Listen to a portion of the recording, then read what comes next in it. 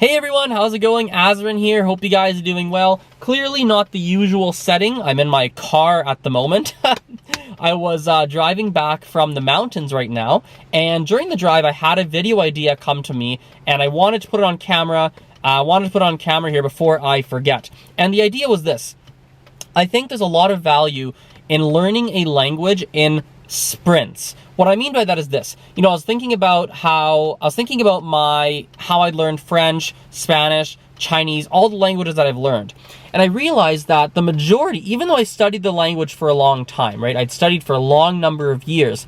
The majority of my learning would happen in a very short period of time. I would take a short period of time and focus on the language 100% and put so much time and effort into it and get really good in a very short period of time. So for example, French, the biggest shift happened when I lived in France for 3 months. Lived there for 3 months, focused on French every single day, 100%, boom, saw a shift. Spanish, similar kind of thing, but I had a couple different experiences. Experience number one, I went every single day for 3 to 5 hours every day into the Spanish center at the University of Calgary, my old university, right? That I'd go there 3 to 5 hours a day and I'd be surrounded by Spanish every day, 3 to 5 hours. People would look at me like, why is this kid sitting in this room for that many hours? But I was surrounded and it helped me move forward. Every time I've traveled to Peru, Chile, same thing, surrounded by Spanish, right? So I've often done it by traveling.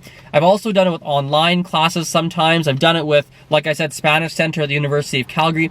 There's a lot of ways I've done it, right? Right now I'm doing it in Chinese with my 30-day challenge I talked about in the last video.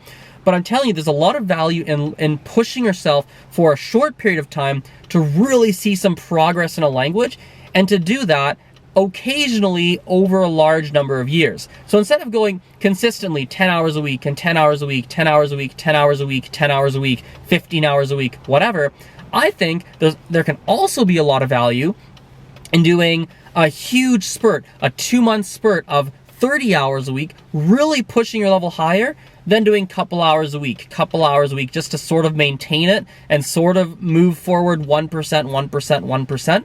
And then 2 years later, do another big push for 2 months for 30 hours a week. And to move forward in these sprints, to move forward in these leaps in a very short period of time where you're 100% focused or very focused on language, I think there's a lot of value in that. I think it can work for a lot of people. It's worked really well for me. Even, for example, when I went to Brazil for about 2-3 weeks, and I wanted to learn Portuguese. Same thing, I surrounded myself there, I pushed hard, and in 2-3 weeks, I was pretty bad at Portuguese, but I could communicate. I could order food, I could talk to people on the street, I could ask for directions, I could get by within 2-3 weeks because I had that focus on it, right? And I could keep going. German, I did a similar thing. I was in Germany for 3 weeks. Me and my buddy Amjad, you guys have seen it on videos. Me and my buddy Amjad, we were very focused on German for about roughly 2-3 weeks.